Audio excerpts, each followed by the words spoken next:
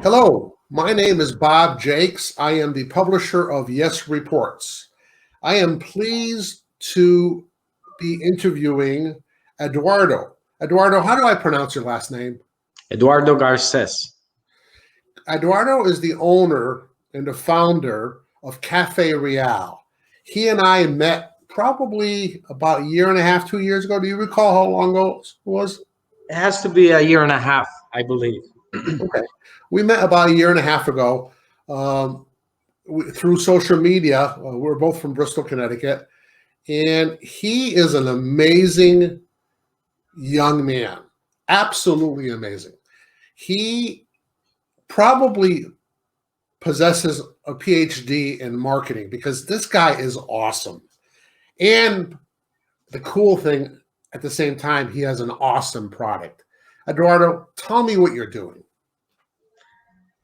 So I'm selling coffee. I decided to go pick the coffee that we're gonna drink as a community and just raise the standards a little bit. I believe we have the right to choose what we drink and better our morning coffee. It's really meaningful to me to drink a good cup in the morning. And based on that assumption, I said, let me go find it. That's where my background is from. I was born in Colombia, and I've been in this country for 20 years, um, chasing the American dream and trying to find a way to give back. Because once you reach the dream, once you got to where you wanted to go in life, I was able to go to school and learn things. I think the best way for me to give back is to bring a product that represents Colombian people, and could really benefit our communities. I've tried your coffee many times. Recently at your restaurant before the COVID-19 situation, I was doing a local fundraiser and I needed help. I needed some gift certificates. And I called Eduardo and he said, Bob, come on down. He gave me so many gift certificates to help with our fundraiser, which we had to unfortunately postpone, but he is a good-hearted person. You see him all over Bristol doing good and contributing as a good community citizen. And Eduardo, thank you for doing that for Bristol, Connecticut. We appreciate that. Thank you, Bob. Thank you. Uh, I wanted to tell your story because it's an amazing story. You started off a year and a half ago. You told me the story that you were selling your product in farmers markets on the Bristol Green, and now you have a store. And I know you have a website, and I know that you're wholesaling and you're retailing, and your product has taken off. I recently got an announcement that you ended up selling out temporarily of your product. What happened? What's going on? So we opened the cafe about 5 months ago. It was our first test run, and it went unbelievably well. We sold out right before Christmas, and we just kept rushing shipments in. It takes a little bit to bring that coffee here to the States. There's a lot of logistics involved. Um, what happened in December, we kind of learned from, and I ordered a lot more. So I figured we had to keep a little more in stock and get somewhat of a larger shipment if capital allows. And we did just that until the news of the pandemic broke, and we actually closed the physical store in Bristol. That's where I am today, but this is not operational. What happens is that all of a sudden, everybody was available. Everybody wanted to drink a cup of good coffee at home because now they had the time, and now it really made all the sense. And they started clicking on the website. The website had been set up for a couple of years, and we have decent traffic, a decent amount of flow, but we weren't expecting everyone to just jump on the website and buy a couple bags. And we were shipping anywhere in the States. We send coffee to Puerto Rico, Florida, Massachusetts, New Hampshire, everywhere. It was a little bit overwhelming because nothing was working in Colombia. So we really didn't have a way to get more. But we went for a full straight months just shipping out pounds of coffee with the stuff that I had in stock, which is, pretty good. So Today we're waiting on a shipment. It should be here in a couple days, and then we resume operations. I'm not letting anybody place orders yet because I hate falling behind. So we basically just said this is the last bag. We sold it this morning, and that's it. Let's wait till we get more. It's really actually a product that's not easy to get. We take it for granted sometimes. We take it for granted that we have a good product and it's always going to be there. I think this situation has taught us all a big lesson. I agree with you 100%. Who would have guessed that we would be living under these circumstances just a few weeks ago? Things were normal. Eduardo, I got a question for you. Tell me about the growing process of the Colombian coffee. How does it work? Tell me about your mission. Is it you have a special way of looking at business, and you have a special way. Your goal is to help the small farmer. Tell me the whole story. So the whole story goes like this. I'm assuming you have time to hear it. I have time. Lots of time. So let's begin with coffee, right? Coffee is mainly grown in two varietals. One is called Robusta, one is called Arabica. In Colombia, we grow strictly Arabica beans. They're known for their lower caffeine content and because they're better in the cup, better quality coffee.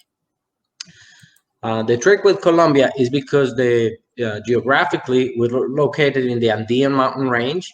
So this coffee grows at really high altitudes in the mountains. Okay.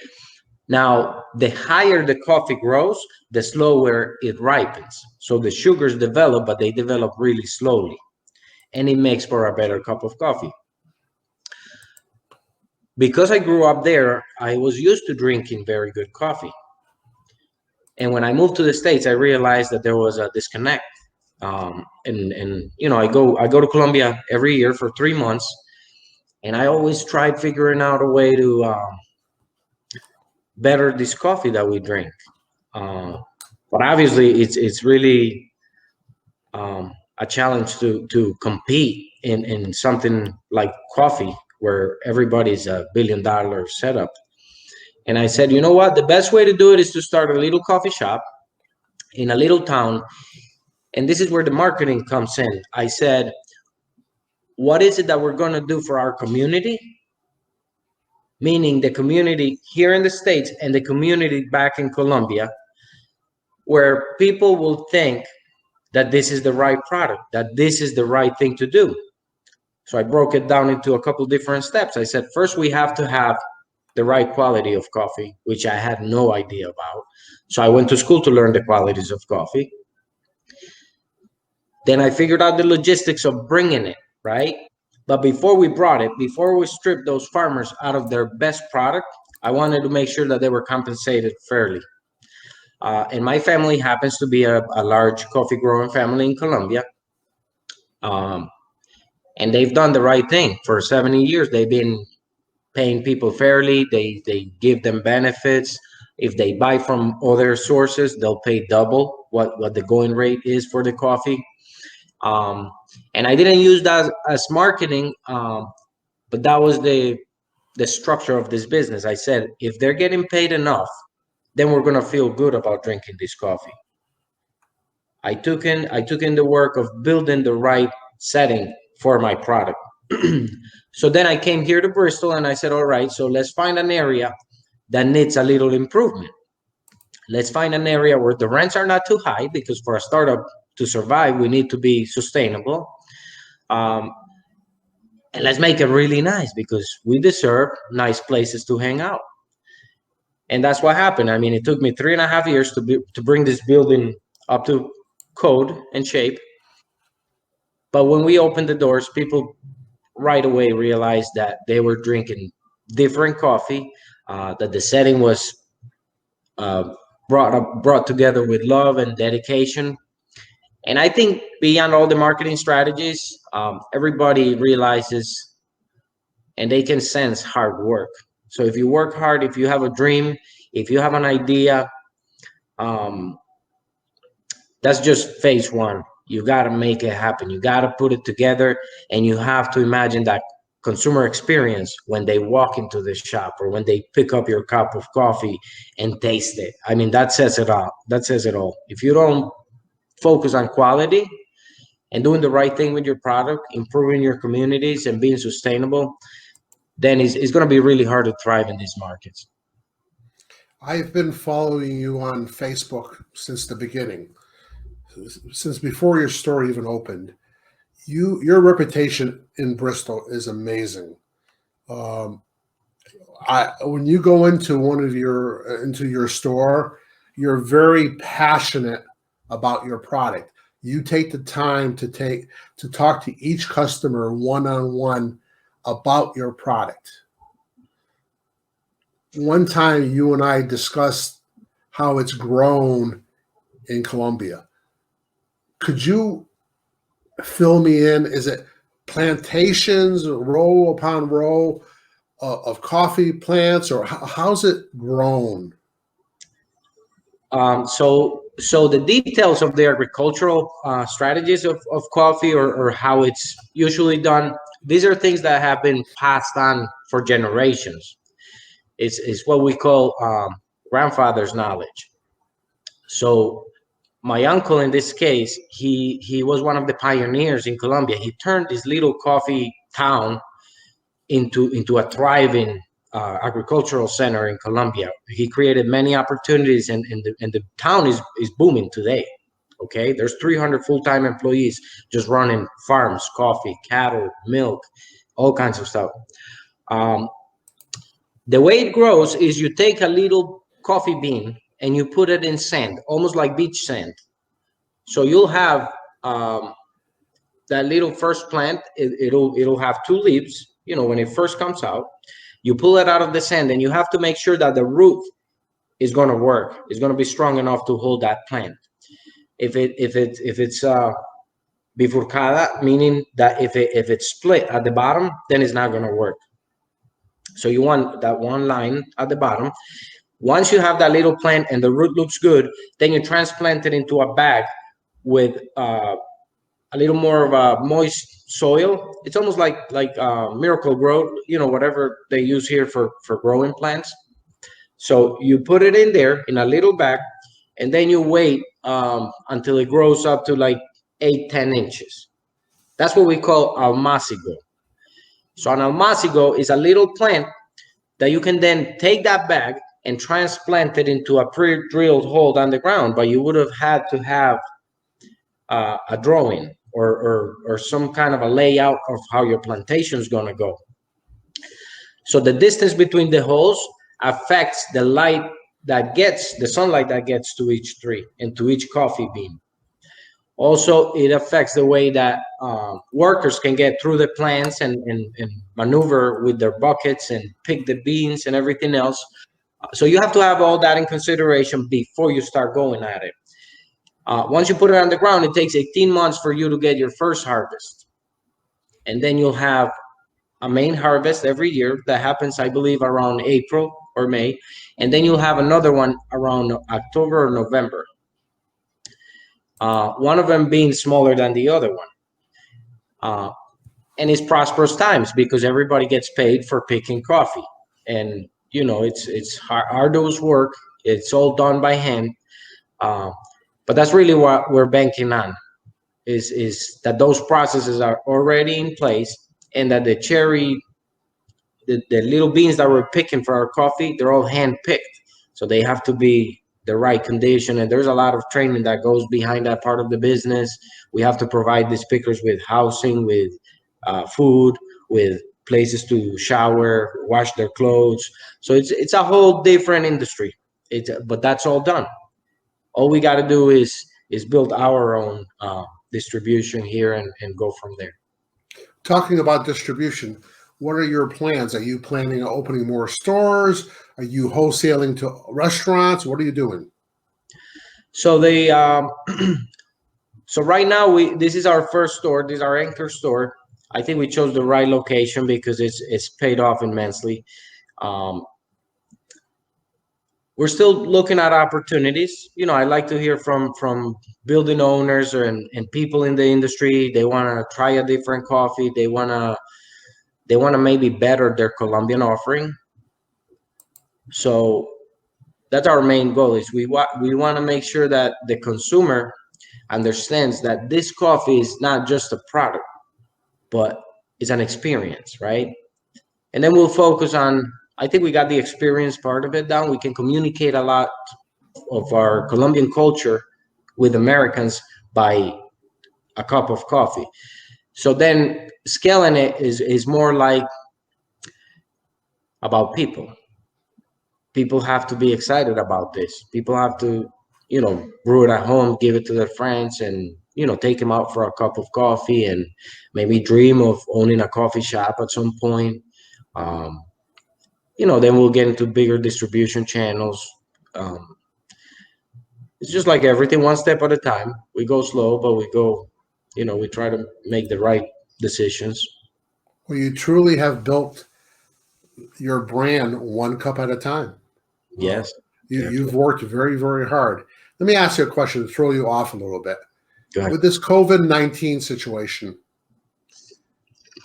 do you think it's going to affect your business after things reopen? I think it's affected it positively. Really? I think we have a lot to learn from situations like this. This is, believe it or not, this is what struggle looks like. Lack of resources, uh, no means to maybe even find the things you need.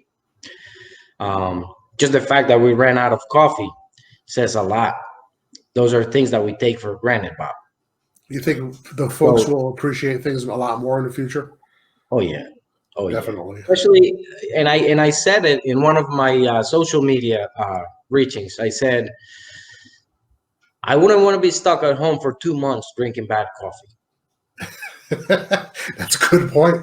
Very Because good point. hey, if you can drink a bad coffee and be on the go, if that's all you need from your cup of coffee, that's fine. But when you have to drink that coffee and stay home all day, or maybe even read a book with a coffee that doesn't taste good, that doesn't smell good, it's a whole different thing. You need to pay attention to what you consume, and that's the biggest lessons we've received from this pandemic. We are blindfolded into consumerism, and we're being fed things that nobody cares for. Nobody really is making conscious decisions. Where are we going as a society? Why are we consuming? Those are big questions we need to answer. And I have a solution, but people need to wake up. People need to understand that if I went to school, if I invested 4 years of my life trying to bring this product here and sell it to them so they can enjoy it, because I'm not into product selling, I'm into the consumer experience, the customer experience. It has to be an experience. Everything that you put your hard-earned dollars into has to give you an experience, some kind of a trade-off. Do you get it from the products that you're consuming? Maybe not, right? But I noticed that when the pandemic hit, our customers were missing us. They're sending us messages. Oh my God, I can't believe it. I'm so grateful that you have coffee for me. People were buying a bag of coffee for $15. That's our price. And tipping me $20. Oh yeah, I saw the postings on Facebook. I was amazed. I was absolutely amazing. Well, you do have a great product. You deserve it. And you've built your brand one cup at a time. Let me Okay. throw you off again. Go ahead. Let me ask you a question. Eduardo, if you had the chance, knowing what you know now, if you had the chance to go back and talk to your 15-year-old self, what advice would you give to your 15-year-old self knowing what you know now? Don't worry about anything. So true. Yeah.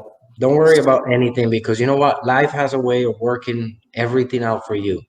I believe everything is been planned out. I believe in God. I believe that there is a divine plan for everything that we embark on.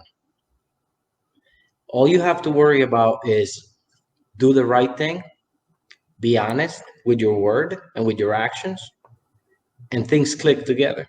That's it. That's all you have to do. I think there's a lot to think about in a time like this where we blame and place guilt on government or on other industries or on competition or our enemies or our friends or our families. What have you built for yourself? What kind of a mindset are you developing slowly, because it takes time? What is it that you're dreaming of having as a life?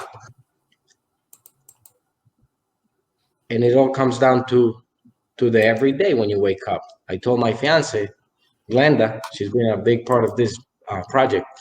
I said, I want to wake up every morning and make the choice to be with you over and over.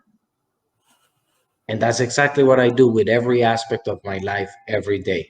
I don't reevaluate because I'm not looking to change my mind on the things I set out to do. I give him a quick check and I said, okay, so am I happy? Am I helping anybody? Is this meaningful work? Is this really making anybody's life better?